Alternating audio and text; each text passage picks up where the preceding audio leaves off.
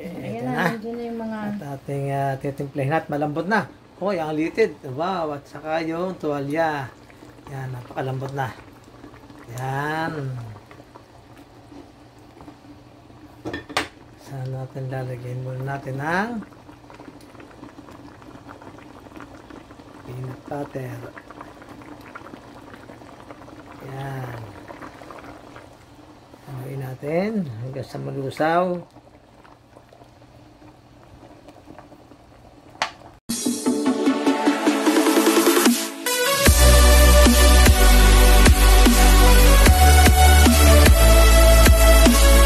Yan, magandang hapon sa ating lahat dito sa Montreal. Yan mga pare ko at kami na malingki kanina. Nakabili kami ng buntot ng baka. Yan at naming pinalambot na. At ito pa yung kanyang litid. Yan, at saka yung tuwalya. Nakabili na malinis na, ang ganda kaya nakakatuwa. Yan o, bata. Ayan, at aming sasangkot sa muna. Yan, ito ang aming punan na kare-kare. Yan, sarap nito. Buntot ng baka, yan talaga ang the best na pang kare-kare.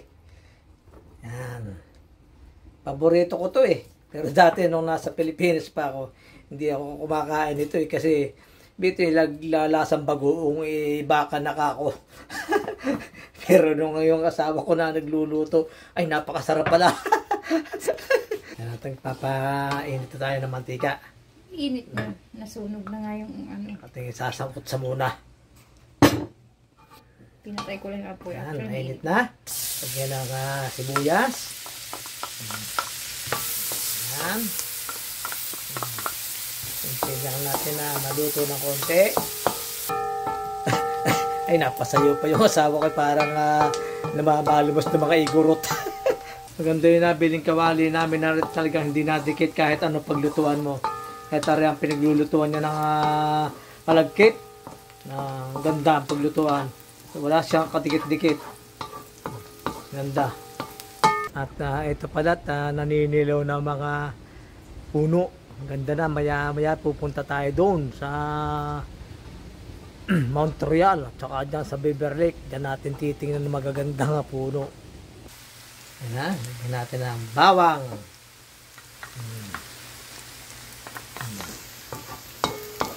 Ayan, at isasawag na natin ang ating buntot ng baka sa ating isang sibuyas bawang. Ayan. Hindi ko sasama itong tuwalya kasi malambot na halos. Ayan, pati yung ating litid. Nilagay na rin. Haluin lang natin.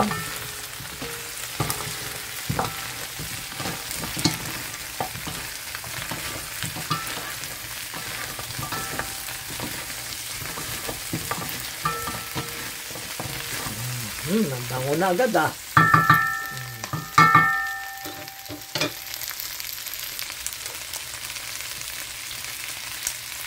Ayan.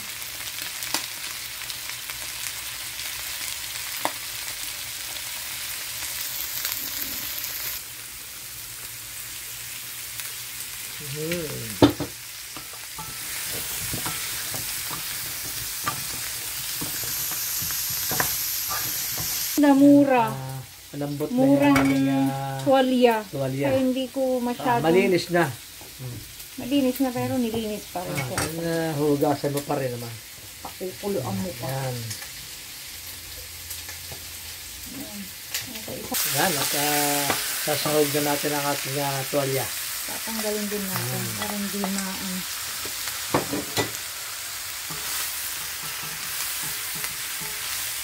masarap. Maglasa. Yan. Halo-haloin. Makagutom na.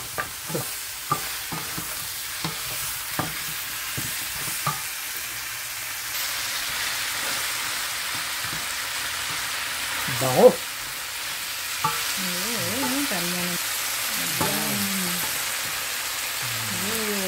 Delicious. Di paluto pero masarap na. Yan ha. Yung mga tubigan. Dadambutin na. Yan at hinango muna natin ang ating tuwalyat para hindi ma-overcook. Mamaya natin sasahog. At Chinese pet. ready na natin ang ating talong. Yan. Pechay. Walang sitaw. Yan. Hindi na namin lalagyan. Dahil ako lang nakain. Yan ang pasahog sa masarap na pagkare. Pakulo na. Yan at ating napakuluan pa. Yan. Kukuluan na.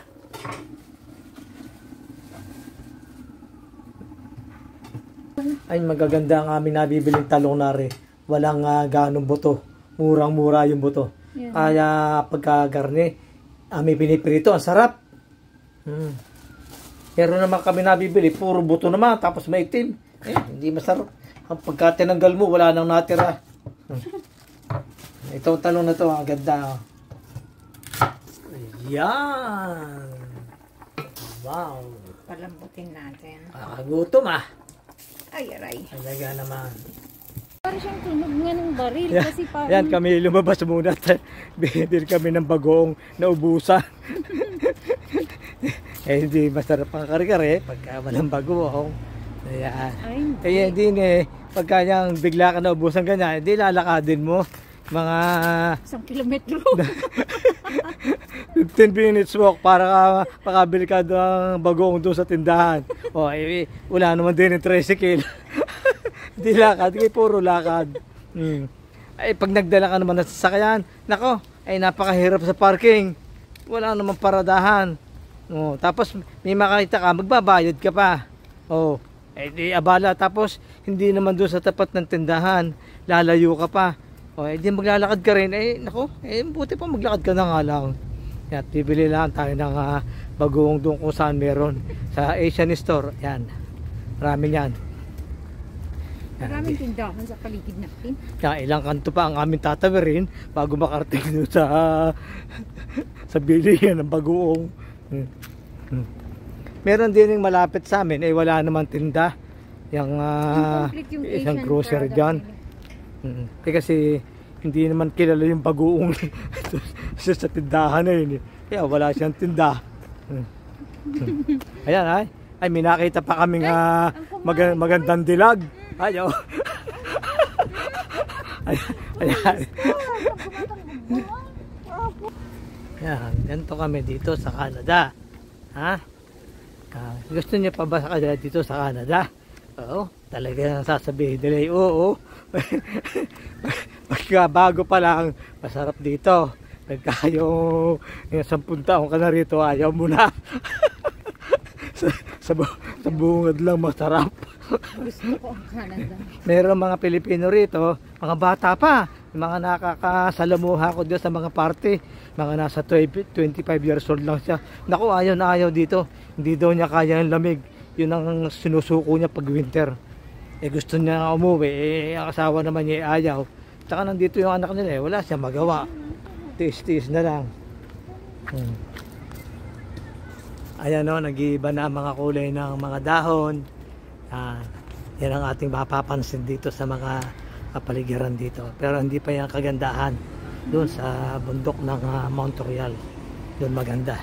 Ayan, kita nyo din pagka summer, nilalagyan ng bike lane ang kapiraso ng kalsada.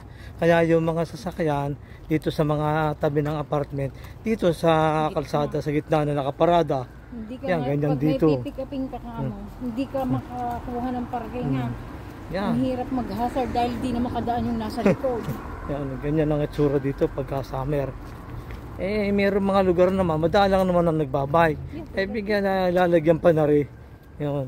Doon sa downtown, yun, marami nagbabike talaga doon. Yun, gamit na gamit ng mga bike lane doon. Pero dito, napakadalang naman. Ako, storbo lang to. Yan, dito na tayo sa Asian store. Dito tayo titingin ng bagoong. Pero meron dito. Meron dito sa Macdoctan. Yan.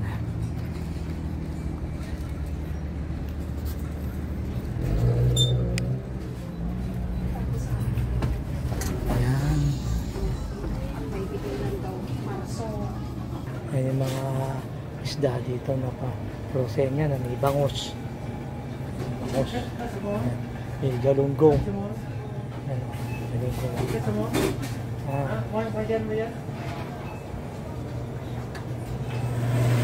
Yan, nandito na ating lahanap.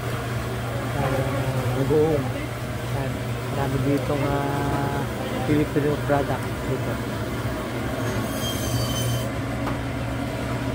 Dato puti. Kapinya. Yukran.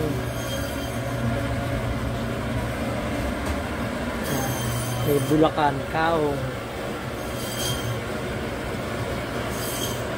Mga may tinda rito pandesal. Yan. Yan o. Saka hopya. Yan o. Pantikoko. Meron o. Yan, meron doon. Ensimada. Kuha ka nga ng isang plastic bag. Ang lalaki ng ubas. Ang lalaki ng ubas. Yan. Yan, at pinaritan natin ating talong. Yan. Para lalong mas masarap. Dito mo yung talong. Kasi, ayan, at malambot na.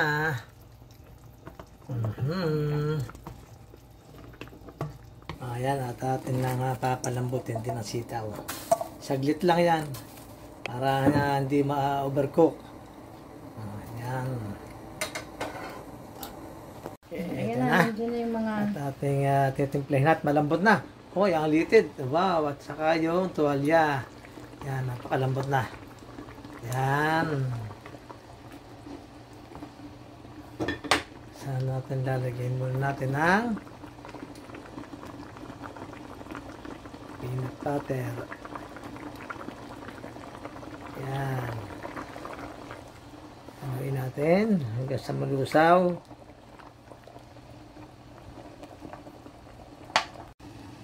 Ayan na. At luto na ang ating special kare-kare para sa ating hapunan. Ang bango. Nakagutom ah. Ayan na. At naka-ready na ang mga gulay. Ayan.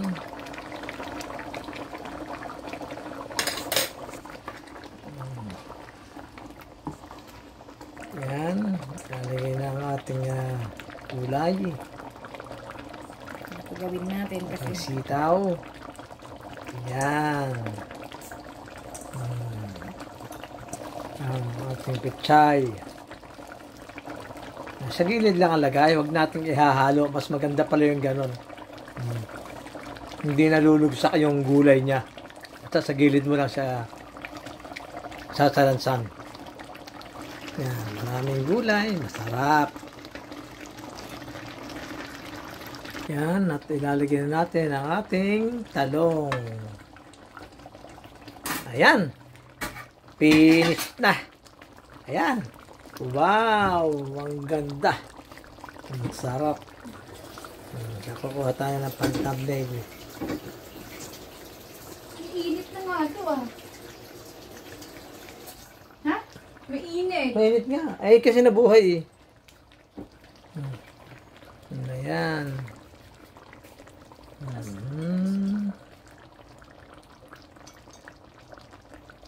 Ayan, no?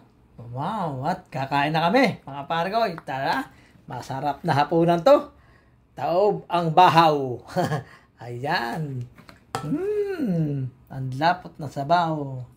Ang aming special kare-kare. Okay na.